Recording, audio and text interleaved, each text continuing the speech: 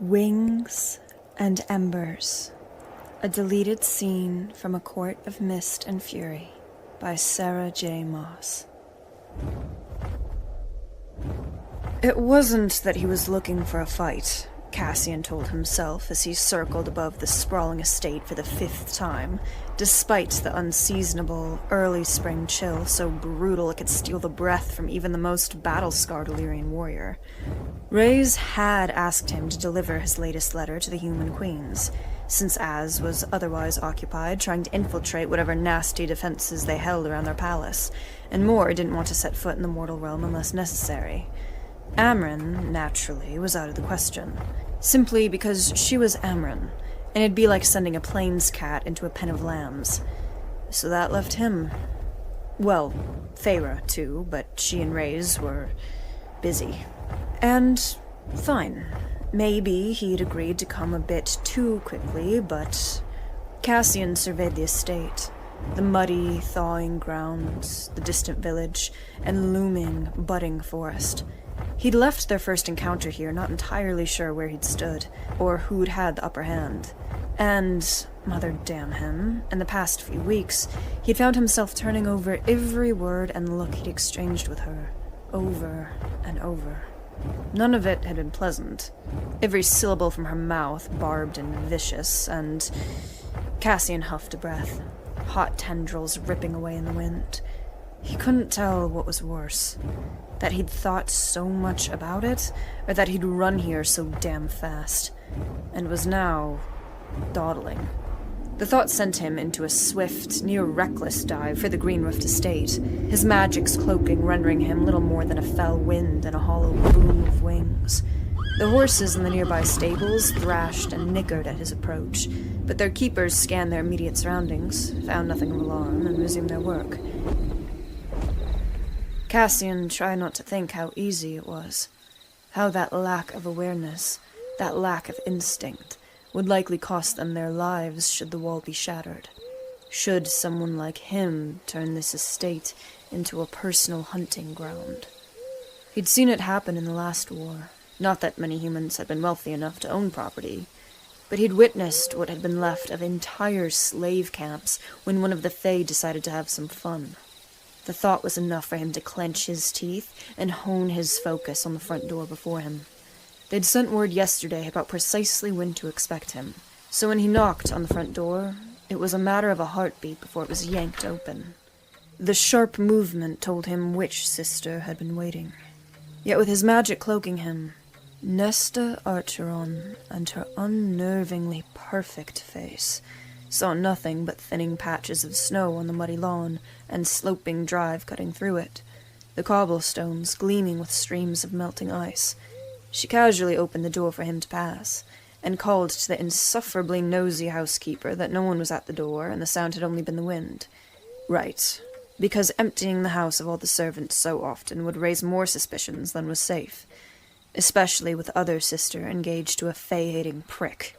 The housekeeper scuttled into the immaculate foyer to confirm for herself that no one was there, but Nesta merely informed her that she was going upstairs and not to disturb her for an hour. The woman opened her mouth to object, but Nesta, with rather impressive flatness, repeated her order and began her ascent up the grand, carpeted staircase. The housekeeper's eyes thinned to slits as the young mistress strode away, and Cassian kept his steps quiet as death as he eased around the aging woman, then up the stairs as well. He was focusing hard enough on keeping silent, on keeping his wings tucked in tight so they didn't rustle anything, that he barely took in the heavy, pale purple gown. Simpler than the others he'd seen Nesta in. Tight enough in the bodice to show off her slim waist, the fitted sleeves displaying her slender arms. A thinner build than Feyre and Elaine, discounting the generous breasts that he glimpsed as Nesta reached the top of the stairs and turned left. Not that he'd looked at them much. For all the world, Nesta was merely trudging to her room, perhaps a bit grumpy and groggy, but as soon as she entered the spacious bedroom, bedecked in velvets and silks of varying shades of blue and silver, and shut the oak door a moment later, the heavy, slow posture vanished, along with his cloaking.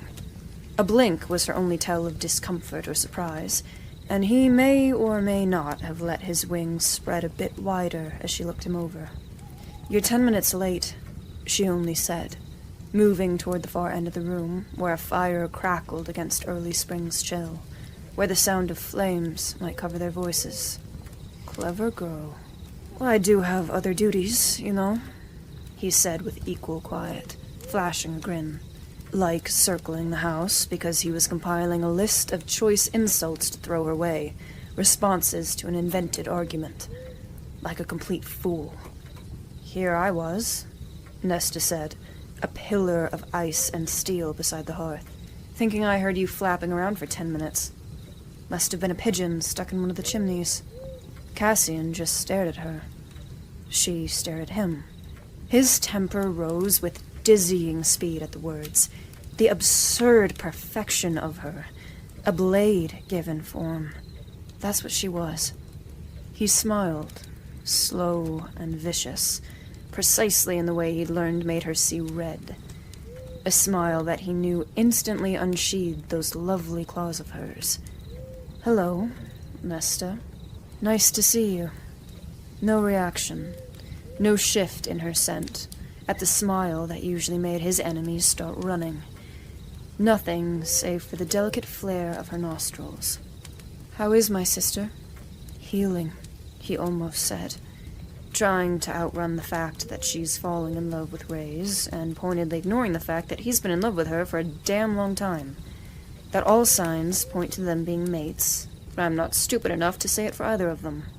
So he merely said, "Busy," a flicker of her throat. So busy she cannot deign to visit, it seems. Favor's got enough on her plate, with the situation with Highburn and outside of it. The fire drew out the golden sheen in Nesta's hair as she angled her head, a predator sizing up a worthy opponent. "And what is your role in all of it?"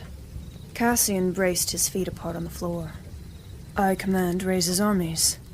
Her blue-gray eyes flicked over him in a sweep that might have cut off a lesser male's balls. "All of them? The important ones?" A snort, and she looked toward the fire. As sure a dismissal and belittling as he'd ever encountered. Cassian stiffened. "And what exactly do you do that's of importance?" Her head snapped up. Oh, that had hit its mark. "Why should I bother defending myself?" Nesta said with lethal cold. "To a male who's so puffed up on his own sense of importance there's barely enough space in the room for his enormous head." It was his turn to blink.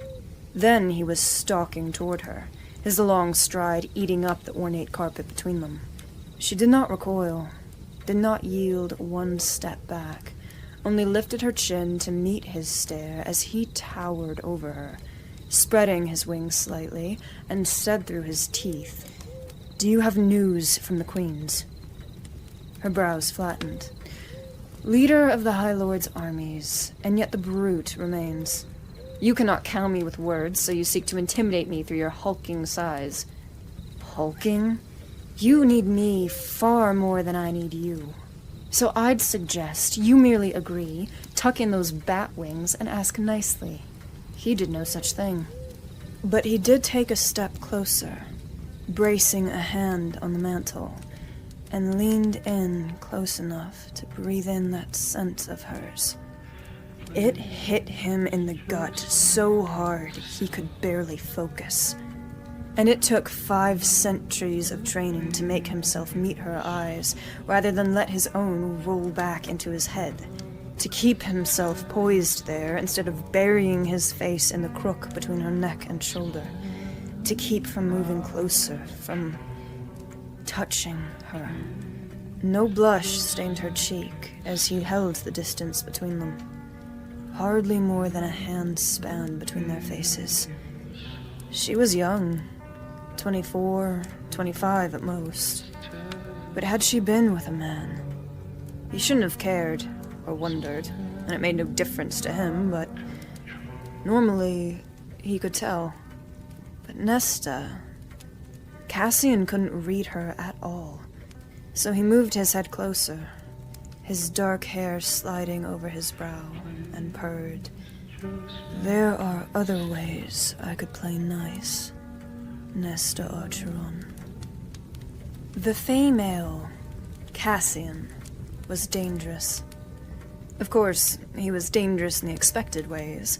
Tall, muscled, skilled in weaponry and war. Then there were those enormous wings, and the little fact that he was a deadly warrior who served at the feet of the most powerful High Lord in history. A High Lord her sister was now entangled with. Falling in love with, if she'd read it right. The High Lord already loved her wildly. That much was clear. But Cassian was dangerous for another reason entirely. Not the handsome face, but those hazel eyes. They had a way of assessing everything and everyone. Standing flush against the mantel, the snapping fire was blazingly hot against her left side as Cassian towered over her, close enough to share air. Nesta counted her breaths, held that gaze, willing him not to see too far, too deep. Better to keep him distracted with the barbed words, the utter dismissal. Or this, the offer he'd thrown her way, the test. No doubt to find another weakness, to see if there was a way past her defenses in that regard. Play nice. A small smile curved her lips.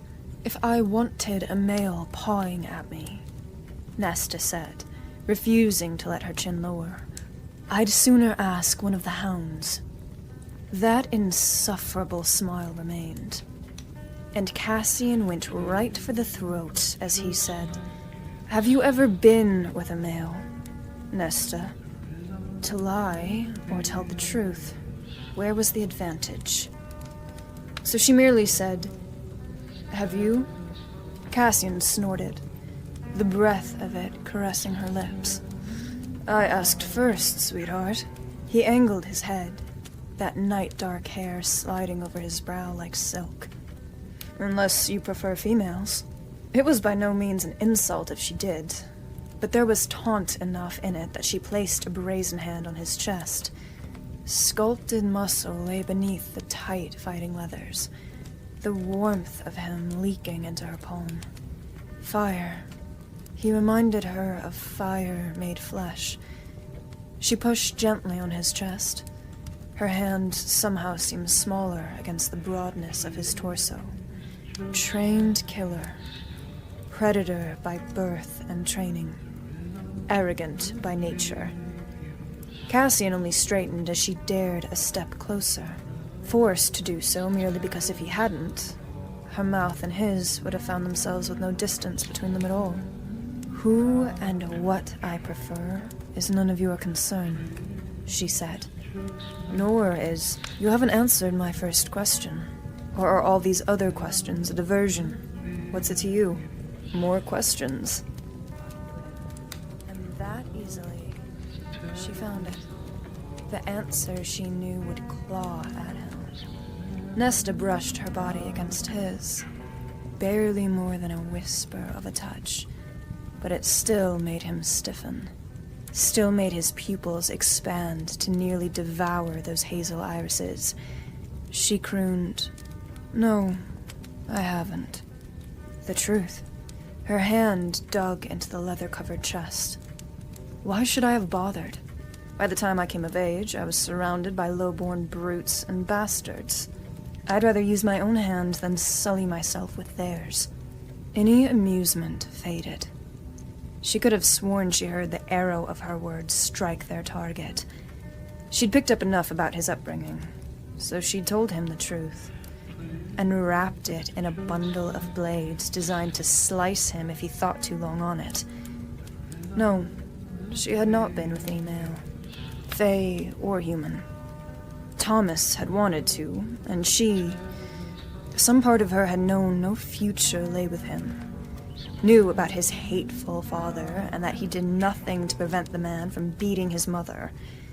She had barely let Thomas kiss her, and that day, when she had ended it, she swallowed, shutting out the memory of what he'd said and done, the sound of her tearing dress.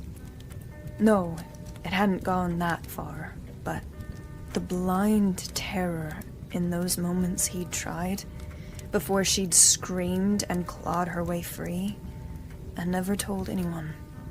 Something must have shown on her face, and her scent, because his annoyance vanished. No, it shifted into something else. Something... rage. That's what stilled Cassian's face. Pure, blinding rage. It robbed her of breath, of any sort of sense that she might indeed have the upper hand as he ground out. Who? She hated Thomas. Hated him enough that she sometimes hoped he'd get run over by a cart. But she wouldn't wish on anyone the sort of death Cassian's eyes promised. "I don't know what you're talking about," she said, and made to withdraw her hand. He gripped it, faster than she could detect, and pinned it there to his chest. His heart was beating at a gallop now, a thunderous, mighty gallop. Dangerous, this male. If only for the fact that he made her feel so out of control, that she had no idea what he'd do, what she'd do, if he found her vulnerable for even a moment. "Did someone hurt you?" he said, his voice so guttural she could barely understand it. The wrath, the utter stillness with which he stood.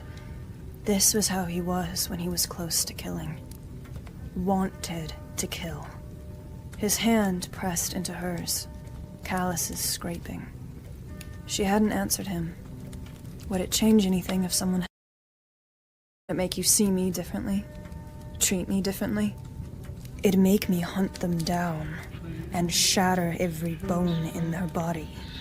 A shiver went down her spine, not at the fear of him, but at the truth in the promise, the sincerity. "You don't know me," she said. "Why bother?" Cassian snarled, inching closer, his hand gripping hers, then paused, as if the question sunk in. As if reality sunk in. He blinked. "I'd do it for anyone." She knew he meant it, and that he would. Perhaps that was what unnerved her, made her want to slice at him. The utter sincerity, that he honored his promises and did not make them lightly.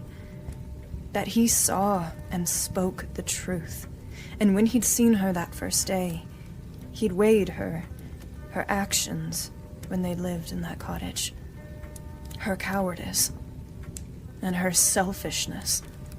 The rage that had consumed her so that she had wanted them all to starve just to see if their useless father would bother to save them. And then little Feyre had stepped in. And Nesta had hated her for it. That Feyre had done the unthinkable and kept them alive. She didn't know what to do with it. That rage. It still burned and haunted her, still made her want to rip and roar and rend the world into pieces. She felt all of it, too keenly, too sharply, hated and cared and loved and dreaded, more than other people, she sometimes thought. Could sift between them all in a matter of moments, like she was trying on different sets of clothes, and no one could tell or care. Except him. He could see it, feel it. That first afternoon, he looked at her, not at the face and the body that human men marked, but her. And he had seen it all. She'd wanted to hurt him for it before he could reveal those things to anyone else, find a way to break him so he couldn't. The hand pushing her own against his chest gentled. Cassian's thumb stroked the back of her palm. Pad of it rough with calluses. A log shifted in the fire, snapping as embers exploded, flaring light into the room. She'd been staring at him. He blinked, mouth parting slightly. Cassian leaned toward her, and Nesta found herself tipping her head back, exposing her neck, granting him utter access as he grazed his nose against her throat. Mother and Cauldron, damn him both. This woman, Nesta. Cassian couldn't bring himself to step back from the line that was so clearly drawn between them. One moment, he'd wanted to throttle her. Then he'd read that terror on her face regarding her own past, and he'd gone so murderously calm he'd scared even himself. Then it had all stopped. The eye of a storm with them in it. And there she was. And in those blue-gray eyes, he could see the thoughts swirling in her as if they were smoke under glass. The cunning mind at work behind that face. The one he hadn't been able to get out of his head these weeks. So he just moved.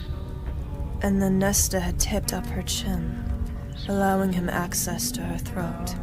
Every instinct in his body came roaring to the surface, so violent he had to choke them with a brutal grip, or else he'd find himself on his knees, begging for her touch, for anything.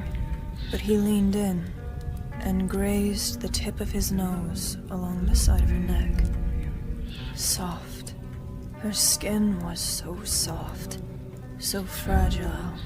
He could scent the mortal blood rushing just beneath.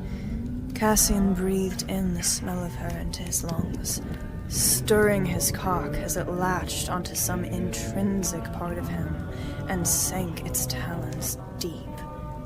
Nesta. Nesta, Nesta, Nesta. Her eyes drifted closed, and a small, breathless sound came out of her as Cassian brushed his lips over where his nose had touched. His knees nearly buckled as her slender hand dug into his fighting leathers. He tried not to think of what that hand would feel like on other parts of him, gripping him, stroking him. His body cried out for more. He angled his head and kissed another spot, closer to her jaw.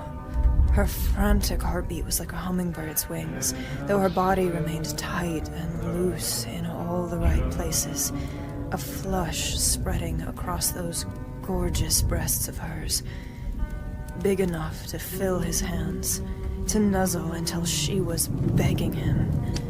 Her pulse hammered right beneath his mouth. His tongue brushed it. It was that touch that had her jolting back. Nesta slammed into the wood paneling hard enough that he reached for her, but she was wide-eyed, livid, as she put a hand to her throat. Cassian beat her to the venom about to blast from that throat and said, "Wound a bit tight these days, Nesta?" She lowered her hand and hissed, "Is it some fairy magic of yours to do such things?" He barked a laugh. "No, though I'm flattered you think so." Nesta glowered, but let out a low, considering chuckle. "Well," she said, sliding past him and pacing for the window with smooth, calculated steps. "If that's what a bastard-born Fey warrior can do, no wonder my sister has become so entangled with the High Lords. Bitch. Bitch for the insult to him and Feyre. Did it bother you more that you wanted it? Or that it was a bastard-born nobody who made you feel such things? Nesta. It's been a long winter. Beggars can't be picky, I suppose." Wall after wall after wall snapped up, her posture going stiffer, and what did he care? What did he care? He had enough shit to deal with. Throwing in a mortal who would have a few more decades before things between them became awkward was foolish. And then there would be the matter of explaining it to everyone. To Morgan, his blood chilled. He wasn't stupid. He knew she and Azriel were whatever they were. Knew Azriel had been in love with Mor from the moment she'd strutted into the Illyrian war camp 5 centuries ago. And Cassian had been jealous of Mor's shy glances at Azriel in those first few weeks, and the fact that his dearest friend and brother was looking at someone else. That she'd appeared, and then Azrael had changed. Only slightly. But Cassian had known his friend did not belong solely to him and Ray's anymore. So when Moore had asked him to bed her, he'd done it. A jealous, stupid prick, he'd done it, and regretted it that very first thrust when he'd felt her maidenhead yield to him, and realized the enormity of what she'd done. But then she'd walked away, and Azrael hadn't made a move, and Moore was still there between them. Somewhere between friend and lover, dear to him as family, but Cassian had hated himself for that look on Azrael's face afterward, and then for what had happened to Moore at her family's hands. He'd had lovers, some for a night and some for months, and Moore had never cared, but this woman standing before him like a pillar of steel and flame, Cassian didn't want to tell Moore about her, about how he'd touched her neck. Cassian managed to say, "Since you were happy for distraction, I'll assume the Queens haven't been in touch and be on my way." Before she managed to completely castrate him, he flicked his fingers, Ray's letter appearing between them. He chucked it onto a low-lying nearby table. "Mail that to the Queens as soon as you can." Nesta glanced between the letter and him, her shoulders squaring. "Tell my sister and that new High Lord of hers to send someone else next time." Cassian bared his teeth in a feral grin. "Tell your other sister we'd rather deal with her. Elaine stays out of this. The less association with your kind, the better. Why are you letting her marry that bigoted prick?" The question snapped out of him. "He has a good reason to hate your kind, as do we all. That's bullshit, and you know it. I thought you were leaving. You have a damned opinion on everyone else in the world. Why not tell Elaine she's marrying a monster? Perhaps all you males are monsters. If she'd been harmed by one." He didn't blame her for feeling that way at all, but his words were still sharp as he said, "She deserves better than someone like that." Indeed she does, flat and cold. He pushed, simply because he damn well couldn't stop himself. "And what do you deserve?" A slow smile. Indeed, a plains cat readying for the kill. Then, certainly more than a bastard-born nobody. "Bitch." But he drawled, "What a fine partner you are, Nesta. Remind me to bring a book on military strategy the next time. Maybe you'll stand a chance then." "It's easier, isn't it?" Cassian breathed, crossing the distance again, not caring who saw them standing in the bay window. To wield the words and the coldness as armor to keep everyone from seeing where and who you failed, and how you did not care until it was too late. Only hatred gleamed in her eyes. No hint of that slumbering lust that had addled his senses. "Well, I see it, Nesta Archeron, and all I see is a bored and spoiled girl." She moved with impressive swiftness for a human, but still too slow to prevent him from blocking her. Cassian gripped her raised knee, a mere inch from his balls, and squeezed tight enough to make her hiss. "Cheap shot," he said with a half-smile. "Come play with me, Nesta, and I'll teach you far more interesting ways to bring a male to his knees." She tried to wrench herself free, but he didn't let go. She swayed back, and he caught her by the waist, hauling her closer to keep her from falling through the window. He snickered at the skirts around him. "What are you hiding beneath all this, anyway?" Nesta steadied herself enough to wrench her knee out of his grip. "Get out of my house." Cassian simply grinned at her. She surged for him. He thought she'd strangle him, which was precisely why he gripped her wrists, but her hands, cool and steady, landed on either side of his face, tugged his head down. Cassian's breathing turned jagged as her eyes flicked to his mouth, as her body came flush with his, those breasts so soft against him. Stupid, stupid, stupid. He didn't care. Didn't give a shit as she rose up on her toes, her mouth nearing his. Pain exploded between his legs, knocking the breath from his chest as that goddamn knee of hers indeed found its mark. Cassian staggered back, swearing viciously. She snorted, looking down at him as he fell on his ass into an armchair, clutching his stomach, trying to reorder his brain. "You're all the same," she said, imperious as the night and cold as the dawn. "Perhaps being an immortal makes you predictable." "You!" he gasped out. A low laugh broke from those lips, which he'd been fully prepared to taste, to devour. "No, the Queens did not send word," Nesta said, drifting toward the door. "I haven't heard from them at all." Cassian willed his legs to move, but the pain lingered, immobilizing his knees. "I'll mail the letter tomorrow morning." Nesta paused with her hand on the knob and looked over her shoulder. "You know nothing about who I am, and what I've done, and what I want. And while we're on the subject, send someone else next time. If I see you on my doorstep, I'll scream loud enough for the servants to come running." He gaped at her, the pain ebbing enough that he could stagger upright. But Nesta was gone, slipping down the hall where some servant called out to her and she murmured a response.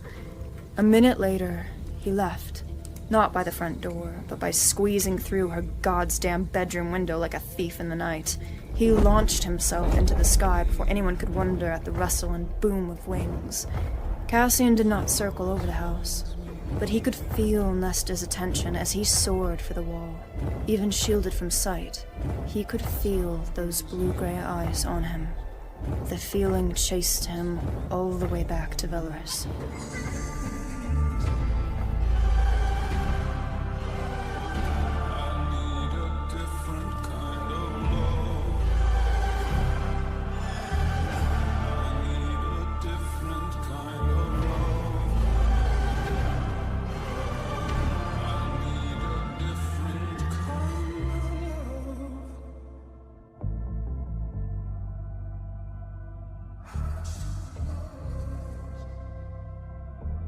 Different kind of love.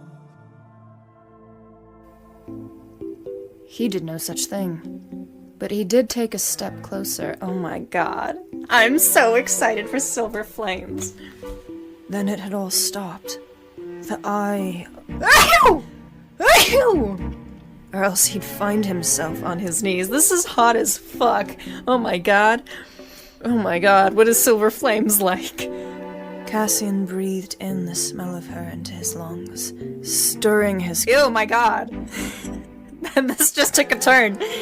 I don't like the word cock. I don't like it. I don't like it. Just say penis, honestly. Okay, it's fine. We can say it. It's just a word. I don't like it. I don't like it.